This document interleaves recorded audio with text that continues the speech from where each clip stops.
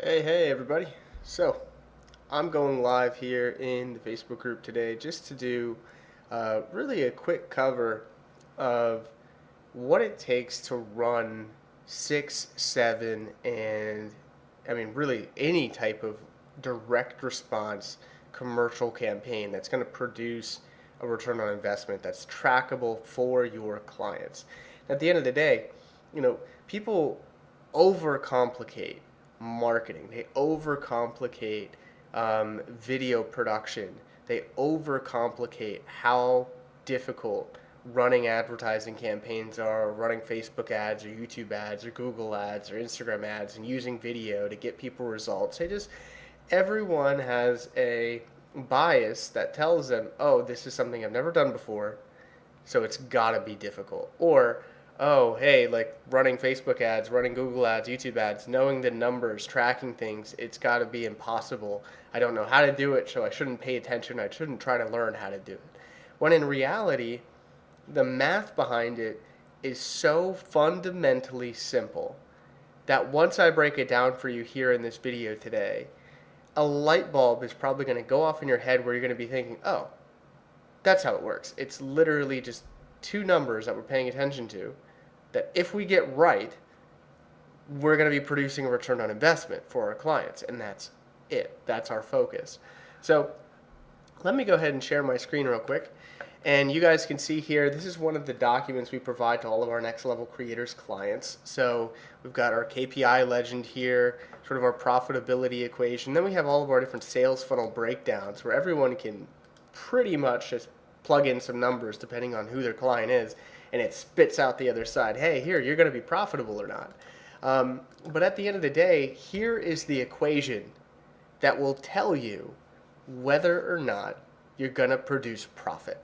Okay, so I'm going to talk about a couple numbers here and some acronyms that we use with advertising. They're really simple, so don't get nervous because yes, it's a new language, right? You have to learn to speak this language of business and how to grow a company with predictability. But once you do, it's something that will always be with you. You'll always be able to do this for yourself, for your clients' businesses. You'll have it.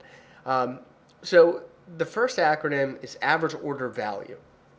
Now, what I see as a huge mistake for a lot of people, especially if you're working with companies, like you're producing videos, you're trying to produce video ad campaigns for companies, and you're working with someone who, let's just say, has a lot of offers. You could be working with a doctor, and they do surgeries for specific shoulders. They also help people with Botox. They do some other things.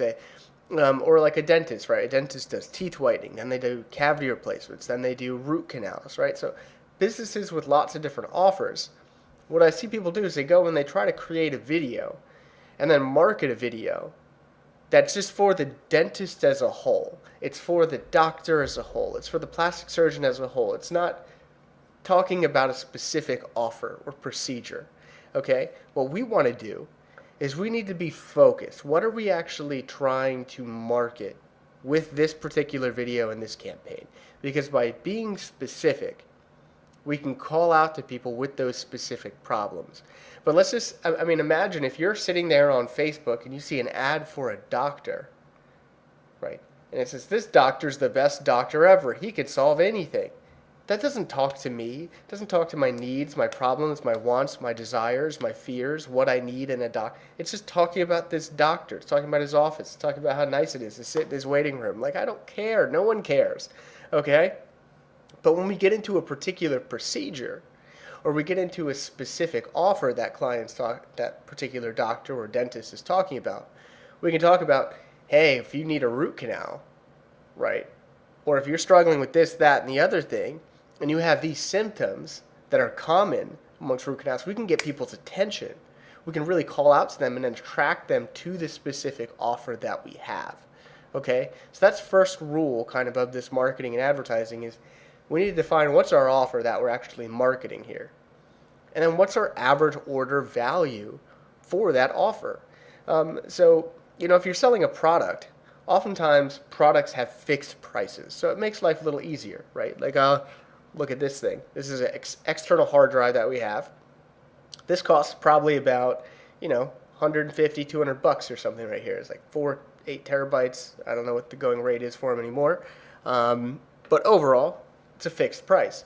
Now, if you go into a dental office, right, again, some root canals may cost more than others, right? Some services have varying scales, right, based off of what it is, right? Sometimes you'll be charging $1,000 for this root canal. If it's this back tooth over here, maybe it's a little bit more, okay? So the price point, if you're getting teeth replacements like dental implants, right, that price point depends on how many teeth you're replacing, okay? So the price point will shift there. And because of that, we need to know what is our average order value, not just the standard value, but the average, because that matters a lot. What's the lowest end of the spectrum here? Is it $500? Is it $100? And what's the maximum? The maximum could be $50,000, $100,000. And then what's our average in that window, in that range? Because at the end of the day, when we're advertising and bringing people to this company, there's going to be an average there, and that average is what matters when it comes to advertising. We want to know, well, what is it that we can expect throughout the course of the year if we keep bringing you new clients? Make sense? Okay. Hopefully everyone gets that. Then we have, in some businesses, the lifetime value of the client is what we're advertising. So again, for like dental veneers, oftentimes it's going to be kind of a one and done thing. You go, you just have the meeting, you pay for it, it's $5,000 in total, you get the new veneers put in, or implants, or whatever it is, then you walk out the door and you're good to go. Okay? Goodbye, that's it. But if you're working with a gym, that gym has a monthly fee of $100 a month, $150 a month, right? Okay. What's the lifetime value of that one gym client? Well, it could be thousands of dollars if that person stays there for years. And how many people leave gyms? Most of the time retention's quite high. So, with that being said, the lifetime value is what we'd be marketing and advertising on behalf of with a gym versus just the fixed average order value if it's a one-time service or one-time product sale type of company. All right? So, with that, again, this is why it's so important to understand. You don't want to just create these general videos for your clients. You'll just want to create the general real estate video for the person. I'm a real estate agent. Here's what I do. Here's who I am. It's like no one cares. Okay, let's get down to I help people buy and sell houses. Which one in particular? I help people sell houses. Okay, what are the problems of people who are trying to sell their houses? How can we resonate with them, connect with them, give them information that's valuable so that way they pay attention to our videos because they want to get value, they want to be entertained, and they're thinking about hiring someone to do this, okay? So we're attracting those specific types of people by calling out to them with our video messages, okay? And at that point, once we understand, well, we're advertising for average order value or lifetime value, then we have something that's called cost of goods sold, okay? And cost of goods sold, that is the expenses related to a specific product or service or offer, right?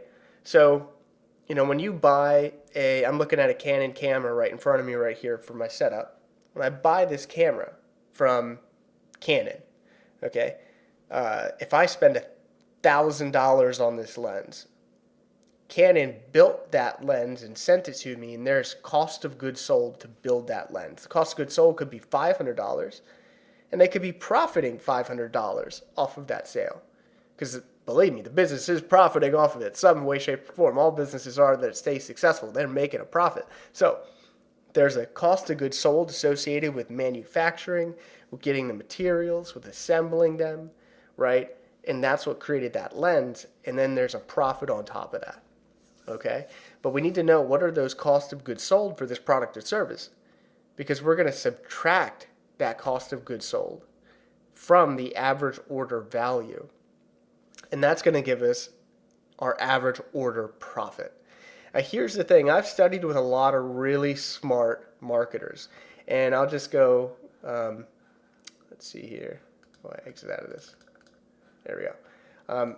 I'll bring this back in on me for a second here, because I think this is really important to talk about. I've studied with a lot of really smart marketers, people running 7, 8-figure ad campaigns. And they're profitable, very profitable. The secret here is that they understand the basic math behind these campaigns. You can't just go and be the person who only thinks through the vision of the video. Okay? You can't be just the person who's thinking of the audience for this video. You can't be thinking of the message for the video. You can't just be thinking about how high quality, what kinds of cameras you're going to use, how many hours you're going to spend, what your team's going to look like. All that stuff matters, right? Because at the end of the day, if your message sucks and it's boring, no one pays attention, and you don't get any sales. But you need to be preparing yourself before you even jump into creating your message, creating, what this campaign, what the storyline for it's going to be, how we're going to get people in, get their attention, bring them in. Before we do any of that, we need to know what's our profitability on this particular product. And then the most important question here that we're going to be asking is, how much are we willing to spend to generate one client? One. That's it. Okay? If you can spend money to get one client profitably, what happens when you decide to spend more? Okay? We're just getting one more client and then one more. But at the end of the day, it's all just ones. We're getting one client profitably, then we want the next client profitably, then we want the next client profitably. And to get those clients, we have to spend money because we're getting our videos, we're getting our messages out there in front of people, okay, to attract people to your business. All right, that's how advertising works. Advertising works by investing money, right? You can't do this for free. So with that really simplified understanding here, we need to figure out how much can we spend to acquire one client. If we don't even know the average order profit of a particular product or service or offer, what are your chances of tracking things properly? What are your chances of creating a commercial campaign, a video campaign that actually works? Very low. I see people making the mistakes all the time. They're just not focused. They don't know what they're supposed to be looking for. And for that reason, they just do what they think, like just random stuff. They just create random videos. They create random content. They're talking about, how awesome someone's gym is, how great someone's, manufacturing company is from a branding perspective, whatever the heck that even means. Like, sure, you have a nice company, you've got nice employees, you use nice machinery, but as the end client, what's your product even? What are you doing with this machinery? What is your company all about? How can you help me, right? Because that's what people care about when they're watching these videos is, what does this mean to me? Especially with marketing. So we need to create a specific offer, go very focused with that, understand our numbers, and then create a campaign based on that particular offer, that offer's profitability, and then attracting people to it at a profit. And so let's switch back here. Let's take a look at our numbers and these metrics again. And we're going to end with this because this is really important. Is once we determine what's the average order profit, there is a simple way to always make sure you are producing guaranteed profits. I mean that. It's guaranteed profits here. Is if your average order profit, AOP, is less than your cost per acquisition, your cost to acquire one new client, you have guaranteed profits coming out the other side of this campaign. That's the math. It is that simple, folks. And I learned this from some really brilliant marketers, people who were running those really big campaigns. It's so easy for us to think, well, this is just so simple. Well, of course, like if you spend less than you make in profit, you're making guaranteed profits. But then you go out and you look in the marketing world about how many people actually know these numbers. How many people know how much profit a specific product or service is for one sale? And then how many people know how much they're actually spending to acquire one client and produce those guaranteed profits for your clients? It's almost nobody, right? Aside from people in Next Level Creators, practically nobody is doing this. The basic underlying fundamental math that makes these campaigns operate and work at a very high level, okay?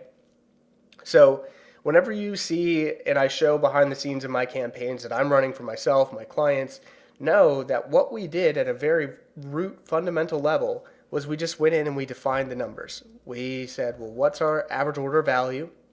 What's the lifetime value of a client to our business? How do we make these numbers bigger, higher, if possible? What are our cost of goods sold, so the expenses? And then in terms of those three numbers, what's our average order profit out the other side of this?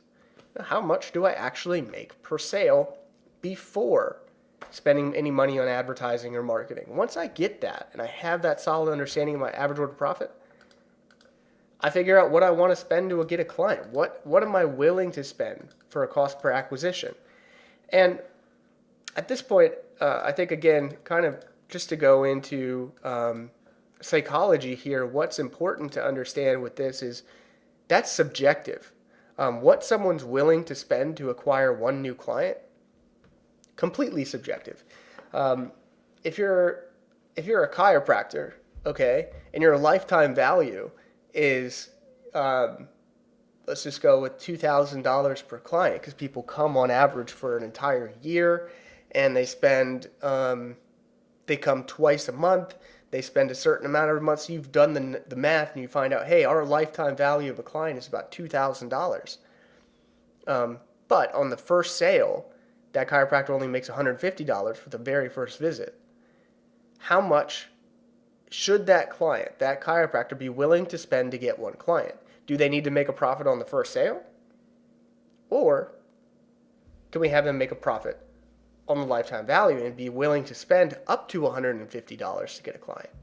Could we be willing to spend more? Okay.